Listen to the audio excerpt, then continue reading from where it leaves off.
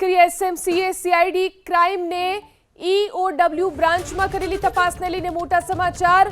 ગૃહ રાજ્યમંત્રી હર્ષ સંઘવીએ બેઠક બોલાવી। રાજ્યના પોલીસ વડા સહિતના આઈપીએસની બેઠક બોલાવી। આઈપીએસ નિર્લિપ્ત રાય, રાજકુમાર પાંડિયન, પરીક્ષિતા રાઠોડ પણ બેઠકમાં। ઈઓડબ્લ્યુમાં થયેલી અરજી તે અંગેના ભ્રષ્ટાચારના આરોપો અંગે બેઠકમાં ચર્ચા। એસએમસીએ કરેલી તપાસમાં સામે આવી વિગત, આ અંગે બેઠકમાં ચર્ચા।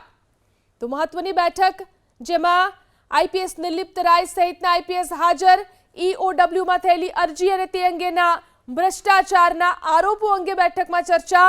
એસએમસીએ કરેલી તપાસમાં જે વિગતો સામે આવી તે અંગે પણ ચર્ચા। વધુ જાણકારી મેળવી અમારા સંવાદદાતા હિરેન રાજગુરુ ફોન લાઈનથી જોડાયા છે। જી હિરેન, જે બેઠક મળી છે, ગૃહ રાજ્યમંત્રીએ જે બેઠક બોલાવી છે, તેના શું મુદ્દા, શું ચર્ચા? જો એસએમસીએ 2 થી 3 દિવસ પહેલા એક રેડ કરી હતી, તપાસ કરી હતી અને એ તપાસ અન્ય કોઈ જગ્યાએ નહીં પરંતુ સીઆઈડી ક્રાઇમની એક આર્થિક ગુના નિવારણ શાખા છે, એ શાખાની અંદર આ તપાસ કરવામાં આવી હતી। માનવામાં આવી રહ્યું છે કે આ શાખાના એક પીએસઆઈ સિસોદિયાને જે સસ્પેન્ડ કરવામાં આવ્યા છે, એ એસએમસીની તપાસ બાદ જે રિપોર્ટ પોલીસ વડાને ગયો એના આધારે સસ્પેન્ડ કરવામાં આવ્યા છે। આ તમામ પ્રક્રિયા ત્યારે થઈ હતી જ્યારે ગૃહ રાજ્યમંત્રી વિદેશ પ્રવાસે હતા અને એ દરમિયાન આ એક ઐતિહાસિક ઘટના બની ગઈ હતી ગુજરાત રાજ્યના પોલીસ વિભાગમાં। ક્યારેય ન થયું હોય એવું એક એજન્સી દ્વારા બીજી એજન્સીમાં તપાસ કરવામાં આવી હતી।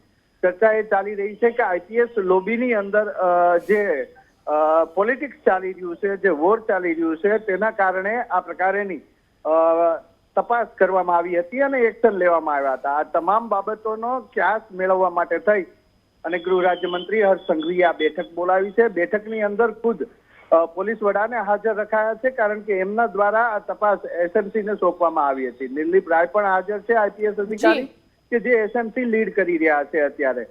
બીજી તરફ રાજકુમાર પાંડિયનને પણ બેઠકમાં બોલાવવામાં આવ્યા છે, જે પહેલા સીઆઈડી ક્રાઇમના ઇન્ચાર્જ હતા।